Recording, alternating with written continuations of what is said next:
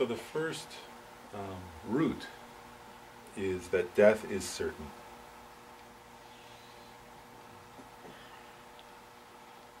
And so particularly we have to think, we're not thinking of somebody else's death, but we're thinking my death is certain in particular. All people's death, but particularly my own is what each of us has to sort of meditate on.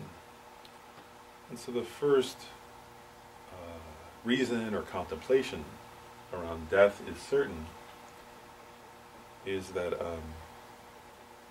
the Lam Rim actually says something like, the Lord of Death cannot be escaped or warded off.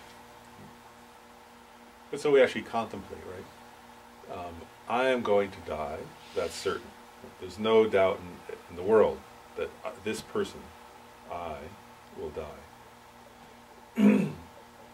Wherever I go, right, on this planet, or even if I were to somehow get off of this planet, I'm going to die. There's no place I can go where death won't reach me.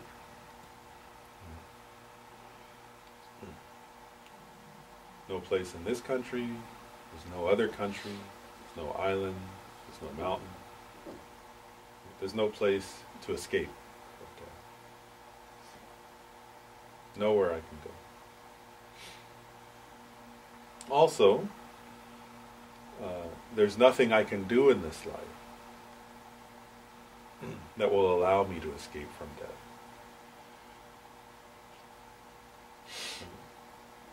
If I eat healthily, that's great, but I'll still die.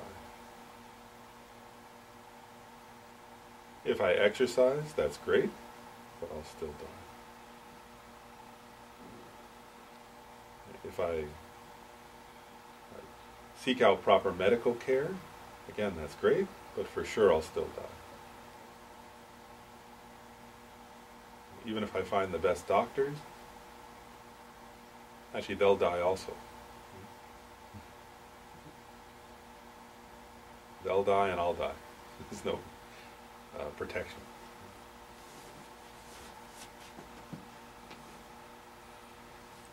If I hide out humbly alone, then you die. If you become very powerful in this world, right, and gain some kind of high, powerful status, then still you die.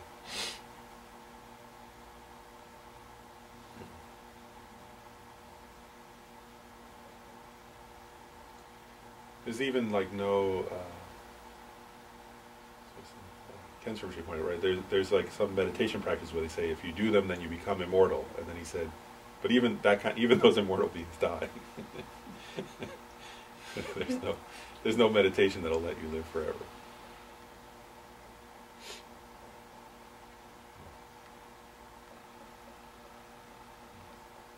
Like there is no fountain of youth, right, that allows someone to live eternally. There's no magic elixir.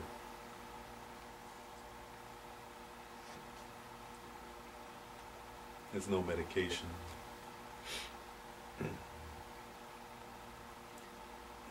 Even $300 million or $4 billion can't pay off death.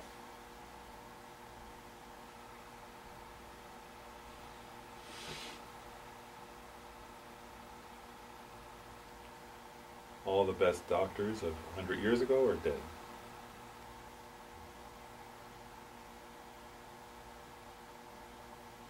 The most powerful, wealthy people in history also died. So I'm not going to escape. There's no way. Death will come for me. That's definite.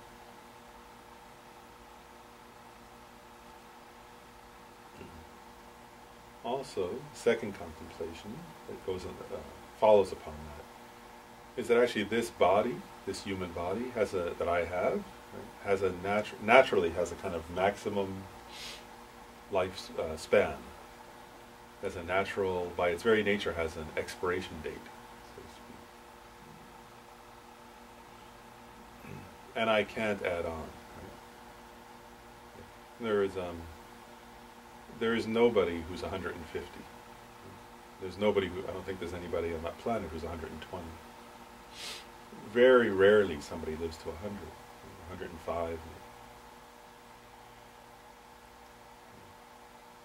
So different people have different maxims, right? Some people might, if they, like when you die of natural causes, right? Some people it's in their, some people it's younger, others it's a little older. But there's an end point. It's like the maximum capacity of this body, or maximum karmic lifespan, they sometimes call it. And then each instant, since I was conceived actually, that's been being used up. So I'm getting closer. If I were to watch the second hand on my watch, as each second ticks by, I'm that much closer to that end point of this life.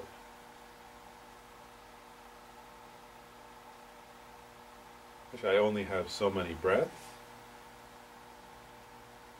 So with each breath, I'm one breath closer to the end. I only have so many days. As each day passes, I'm closer to the end of my life. And there's no way, I can't somehow magically make that longer. I can't pause time. But like a river, time continually flows towards its end, death.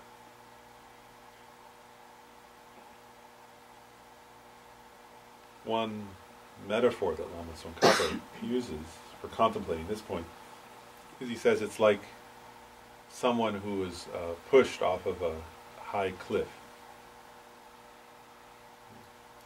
Being born is like that.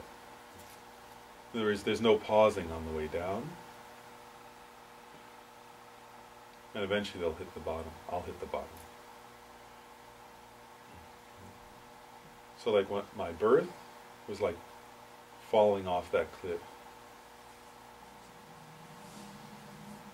There's a maximum, there's only so much height, which is my lifespan, and then I hit bottom. I hit the bottom, and this ends.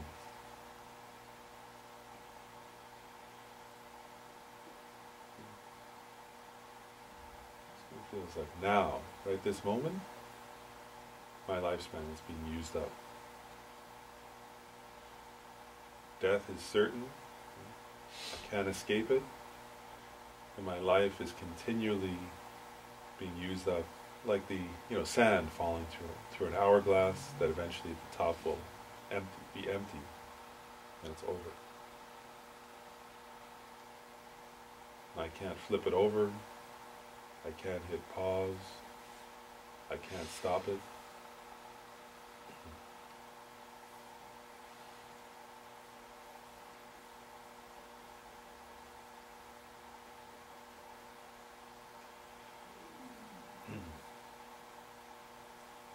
And the third contemplation in this set, the third reason, I'd say, is that there's hardly any time to practice Dharma. So it's certain I'm going to die, my lifespan is continually being used up, and then if I look honestly at my life, right, first of all, so maybe if my lifespan will be something like, if I'm lucky, say 80, 85 years, whatever. Right? The reality is that the early part of my life, I didn't have any capacity to practice Dharma. I didn't meet Dharma until a certain point, also I was too immature. Then the reality is in the later years of life, there's a good chance I'll be too ill, too weak to practice. So now there's this brief period where I'm healthy enough, my brain is sort of formed, but it's not yet degenerated, where I lose my memory and lose my ability to energy and, both physical energy and ability to focus. At a certain point I won't be able to sit well, won't be able to concentrate, may forget things. But right now I have some capacity, right? But then if I'm honest and realistic, right? First of all, what is my life like? So I spend like maybe a quarter of it asleep. Of these few years when I can actually practice Dharma, I spend maybe like a quarter of my time just sleeping. And then of the time when I'm awake, some of the times, of course, spent preparing food, eating, shopping, like driving around. Then there's all this time spent working. Then there's time spent on like relationships, right?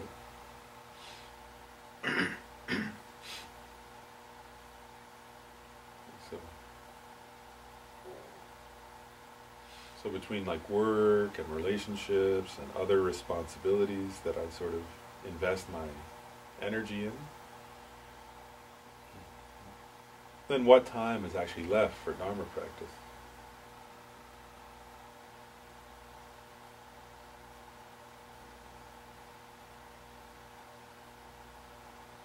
So I'm definitely going to die, and there's almost like, unless I realize impermanence and death and change, it seems there's almost no time for Dharma practice.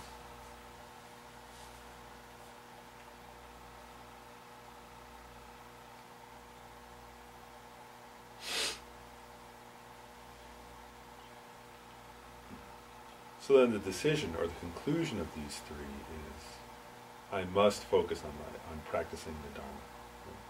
This life will definitely end. It's brief, like a dream, from which, death is like waking up. One forgets the whole thing. Has no essence. Apart from having practiced Dharma and realized the stages of the path to enlightenment. So the conclusion of these three is, I must focus on my Dharma practice. I'm practicing the Dharma for the welfare of myself and others. So again, now I'll give a few minutes of silence where we just can contemplate and meditate on these points.